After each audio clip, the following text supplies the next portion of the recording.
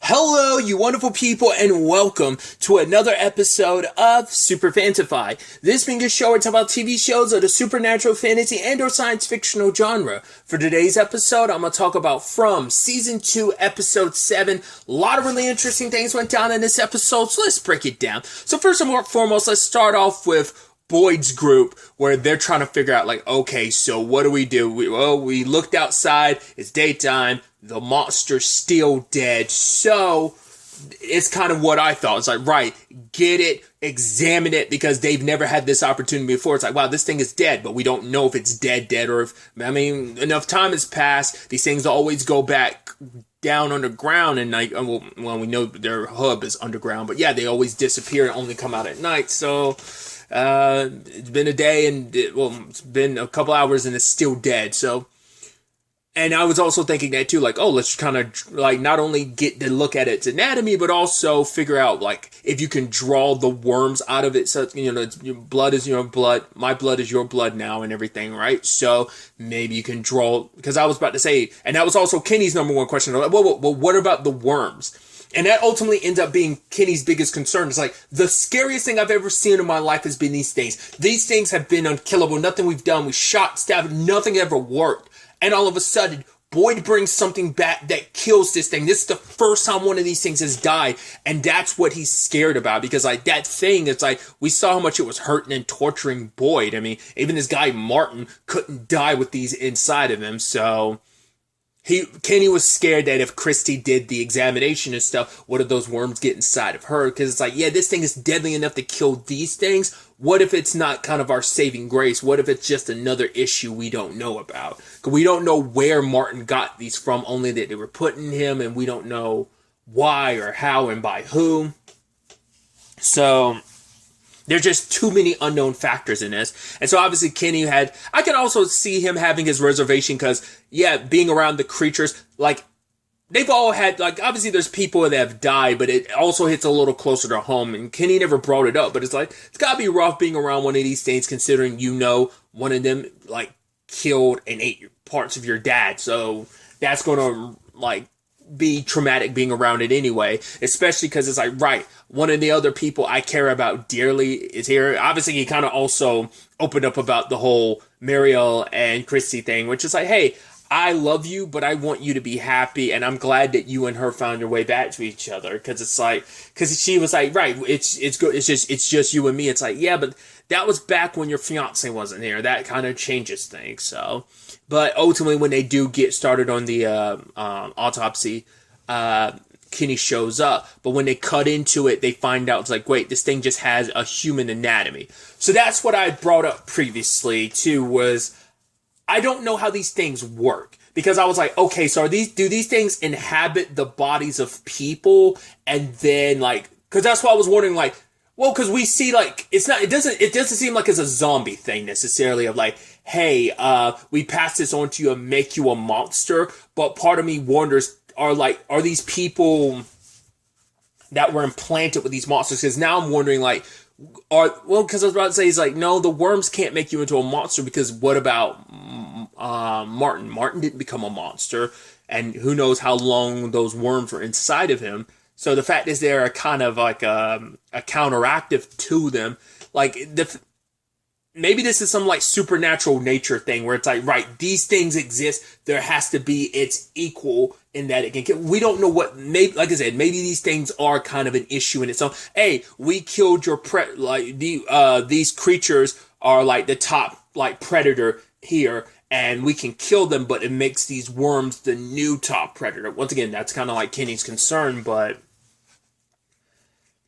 because I even talked about it, like when they, because I was kind of treating these things as like skinwalkers, like, hey, they disguise themselves as people maybe that they've killed before or something, is what I was thinking, but they just morph. It's not like it kind of, skinwalkers, I guess, still could be the thing, because like it died like partial transformation, like maybe that's what they always kind of look like, and it died in its true form, like it can't keep up the mimic form anymore. But then, like, what about the rest of the body then? The rest of the body has a regular human's anatomy, so it does kind of go back to maybe they were human at one point in time until they were implanted with something. but it's like bone dry in there, like everything's so desiccated. Now I'm wondering, did the worm do that, or was the insides of the body already like that? Because I brought up like last episode being like, I was concerned that what Boyd was going to do wasn't going to work, because the moment he slit the creature's throat, no blood came out. Like it was bone dry, but he was still able to introduce it into its system. So that's why I'm like, maybe that's only because blood, it wasn't like, oh, Boyd's like, my blood is your blood now. Like maybe Boyd's blood ended up like getting inside of it and poisoning it, which now begs the question, but Boyd was kind of fine afterwards, so maybe it was kind of like a false flag or something. Because I mean, we didn't jump to it this episode, but I'm like, when Chrissy was kind of concerned about it being bone dry, I thought she was going to make the assumption like, wait, so maybe it never left your blood, so maybe it's in Ellis now. Like, the reason why Boyd's not feeling it anymore is because it did what it needed to do, but it's still inside of Boyd, and the moment they gave Ellis his blood, it went to him. Because Ellis is uncomfortable. Granted, he is recovering from a stab wound, so it's hard to say at this point in time like what's going on. Like that could be like him be like, oh, I think it's from the stab wound, when in actuality it's these things underneath his skin, the worms. We'll have to wait and see. But that was my thought. But Chrissy's like, right, there's no blood, there's no liquid, there's nothing inside the body for us to pull from, and she's just stabbing it repeatedly. I'm like, what the hell's going to happen? Is this thing going to pop up or whatever? But no, they ended up hitting its God, what is it exactly? Like, it was like, not stomach acid, it was, I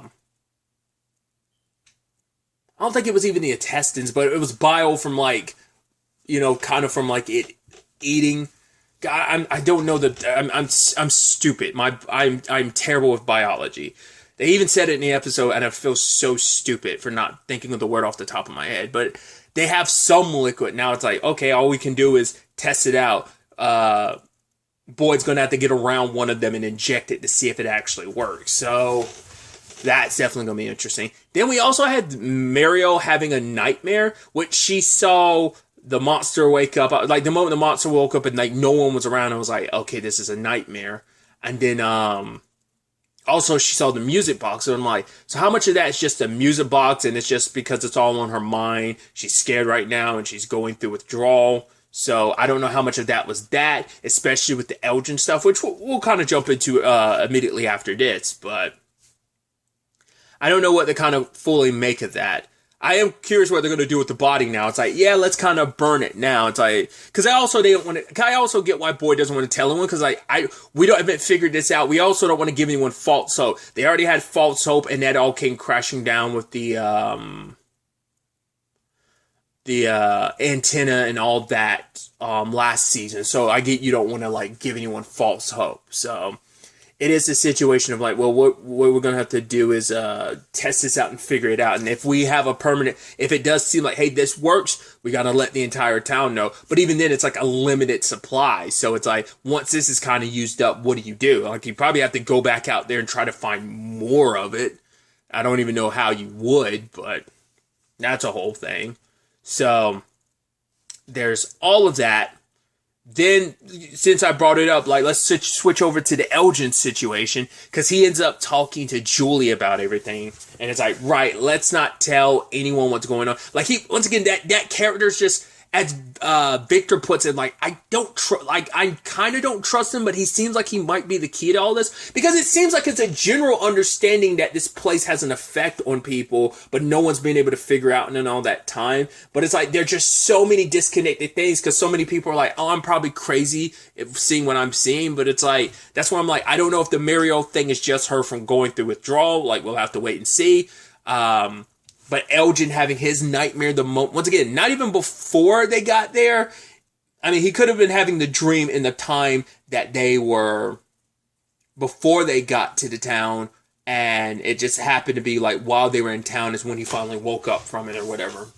I mean, because obviously, like, when it comes to sleep, your dreams are like early stages of the REM process. So you always feel like, oh, I just finished my dream when I woke up. But it's like, no, your dreams only are in the beginning of your REM cycle. And like, yeah, like when you dream, it's like, oh yeah, like say you sleep for like 8 hours, like it was already like within the first like couple minutes of your sleep, you had your dream, and then like the rest of that is just purely, it just feels like that because of the REM process. I'm once again, I'm that's my understanding of it. I could be completely wrong, but yeah. So it's like the fact is, then it becomes a question of, well, yeah, you remember the dream but it's not like he just had the dream. The dream was technically hours ago, but he remembers it so freshly. Well, that's actually not the case because he doesn't remember it all. Because he was acting weird around the monster because he felt like when he was around it, he could remember something.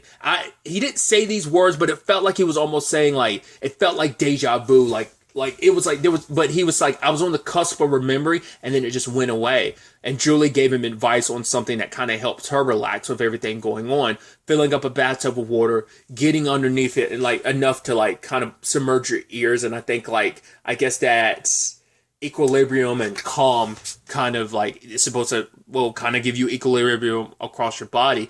And then the music box shows up, and then something like a mummified corpse looking straight like somebody that had been mummified pushes him down in the water, and you're like, legitimately, that jump scared the hell out of me. That I was like, oh, that got me. So I was like, what is that about? Once again, even as Fatima said, like some people are just more connected to this place than others. So, because it's never really come up for Boyd before now, his connection to this place. The fact is he's the one that ended up with the worm. And it's like, well, Sarah's got her connection to the place. Seems like Jade's got his, Elgin's got his, and so does Tabitha. But it seems like to various degrees, because Tabitha didn't start seeing stuff until after she went down there in that place. Oh yeah, and also Victor. And to some extent, Ethan, but even then it seems like Ethan's kind of, we haven't really seen him tap into that side of stuff since he saw the little kid last season. Like, since then he hasn't really tapped into it, so I'm curious to find out what that's all about with Elgin and everything. So we have that. We have Fatima dealing with the fact is of, hey, I'm pregnant.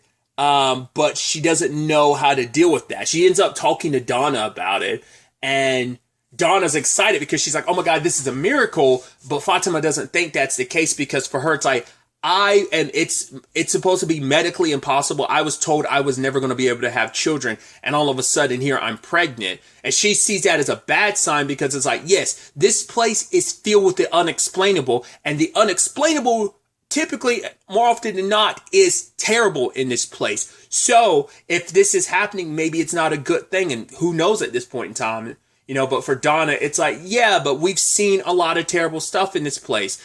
Like, we've seen a lot of unexplainable stuff, so maybe something miraculous like you being able to be pregnant here is a good thing. It's like, yes, maybe you're right that it's a bad thing, but maybe I'm right. Because she even references, like, boy, bringing up these trees that lock you in dungeons. And Fatima looks at her and she's like, I don't ask.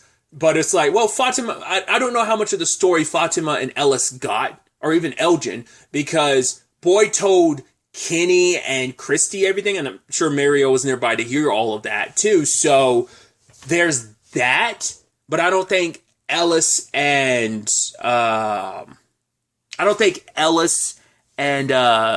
were around to hear that portion of it. Maybe they got filled in on the details. Either way, it does seem like it didn't happen on screen, but I can only assume it happened off screen, because she was about to say, like, hey, I have something to tell you. So now she's probably going to tell him that she's pregnant. She's probably going to believe Donna, or at least try and kind of hope that this is a good thing.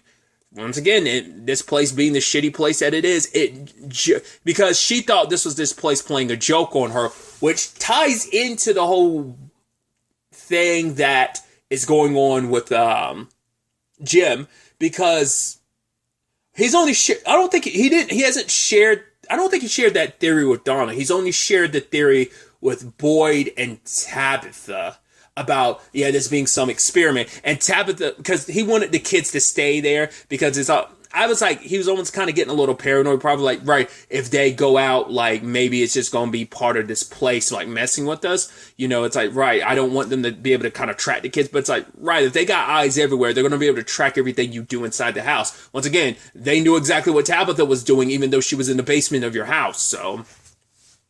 But Tabitha's like, right, at the very least, if I don't want them feeling locked up, because if they are locked up, they're just going to sneak out. I'd rather know where they were at all times. So Tabitha's talking to Jim because Jim's like, hey, you're trying to say this is all an experiment. I get it. She's like, it's your only way to ration out everything that's going on. It is that thing of how do you rationally explain monsters? But it's like, right, maybe these things were humans. So maybe there is, I mean, this show does, I'll also bring it up too. This show is, at least, I think on Wikipedia it is. I don't think it's on IMDb. I think it's just drama, mystery, and horror.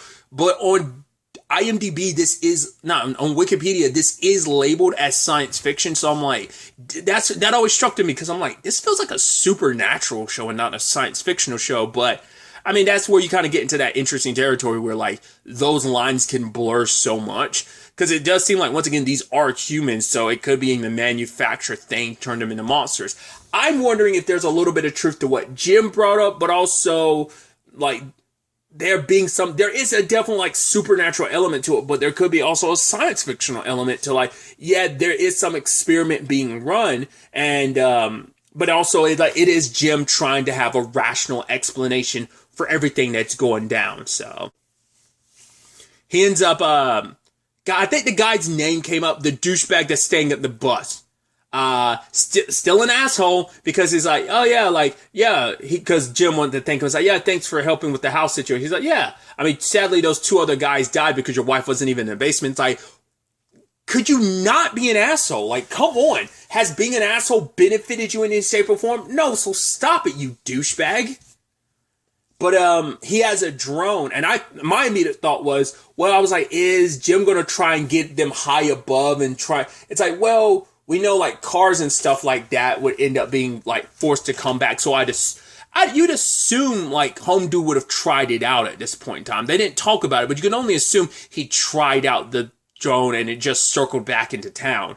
But I thought that's what maybe Jim was hoping to get high enough, and then you can probably escape the field of this town, but who knows what that would do to the drone. Granted, they still want to test that out of going higher because he wants to try the satellite thing again, the antenna thing again, because it's like, right, someone responded, so, you know, he thinks it's an experiment, and this guy doesn't think Jim's crazy because he's like, right, considering everything that's happened here, I'm not going to think you're crazy. Like, the fact is you're the only one kind of giving it some rational, trying to find some meaning behind everything that's happening here. But for him, it's like the one thing I'm surprised you never thought about is if this is an experiment, there has to be people who are in the know. There's got to be someone kind of on the ground to kind of help run things. And so Jim had never thought that before, which is a problem because now that's going to lead to him being suspicious about a lot of stuff. And it's like, I mean, maybe there's even especially he might even kind of allocate that to Mario. That might be an issue because it's like, yes, the one person on that bus has a connection to someone that was already in this town. You know, it's what are the chances of that? Especially because the moment he heard about Mario from the old lady, he's like, wait, Christy's fiance is here. Like, what? Once again, he also chalked that up to like, hey, these are pressure points to mess with people, so he might not I'm just worried that he's going to definitely get paranoid because he already is. And so, hey, once again, this might be an experiment, but you might be playing into it. They're like, oh, Jim's paranoid. All right, let's push his buttons more and more. Like, let's give him deep diving into this conspiracy until he kind of does something he's going to regret. So he's going to start being suspicious of everyone around him. I wonder, is he going to start feeling suspicious of Victor? Because Victor has been here the longest. He doesn't know that really about Victor. Tabitha knows that now. She had, I think, some idea, but I think her conversation with Jade made her go, and the photo made her go like, okay, so he's been here a very, very long time. Not many people know, like, how long he's been here, because he's kept a lot of that to himself. Because, like I said, I don't even think Donna and anyone in Colony House knows, like, how long he's actually been here. Jade is, like, the only other person that really knows that at this point, so. Like I said, he might just allocate Marielle, going back to my point, Jim might just allocate her as another pressure point, or he might be suspicious of, you just happen to be here. Probably not the best timing considering she's going cold turkey. So, well, not just going cold turkey, but going through withdrawal. So, we'll have to wait and see. But that's all we kind of got in that capacity with them. So, probably not also the best idea, Jim, that is like, right, the only person you can trust is the biggest asshole in town. So, we'll see where things kind of go from there. Speaking of Jade, him and Tabitha end up talking this episode because she's talked to Julie about everything she's seen, but she hasn't talked to Jim about it. So, he's working on trying to make better alcohol for their town, and it's like, cool. So he opens up about everything he's seen, the Civil War soldier, the guy underneath the boulder, all the symbols. He still hasn't brought up all the stuff he saw, like, was it episode 1 or maybe episode 2, all the stuff he saw? I think it was episode 1, the doll and stuff he saw, which also Tabitha saw down below. So there is still the connective tissue that they ultimately end up, well, because Tabitha thinks she's being messed with and this is being punished because Thomas died. And it's like, right, what am I seeing these horrifying children? And that's never come up for Jade. It's specifically only a Tabitha thing. And it just feels like, why are certain people only seeing certain things? Because and obviously Jade learned about Christopher and what happened to him, who was also seeing the symbols, seeing all this stuff. So hopefully that doesn't happen to Jade. But it kind of feels like that was what ended up happening. Like, it might have happened more recently where it's like, yeah, it's on Jade now, but the previous person it happened to was Abby because she was seeing stuff and kind of going a little crazy. Like I said, if I remember correctly, we never got to see her perspective. We just know that she started treating everything like a dream. Once again, this place takes its toll on people's minds, and so that's why everyone's thinking they're crazy with all the stuff they're seeing. But the symbol that Tabitha is like, oh, I saw this. It's in the cave, those tunnels. And Jade's like, what tunnels? And so maybe they'll connect even more. So it's like everything he's seen has had some connection, some direct correlation to these things. Probably might be the time to investigate if we find out, hey, this thing, this bile might be of use in killing these things. Might make it a little safer to travel down there to find out. But it's like, yeah, Jade's not going to just want to go down there. But it's like, right, this place has a connection to all these visions I've been having. So many angles to this situation. We'll ultimately have to wait to see where all of this ends up taking us going forward into the next episode. But really, that's all I wanted to talk about. Till the next time we meet, be happy, be safe, live life to the fullest, and enjoy it. Good day, and goodbye.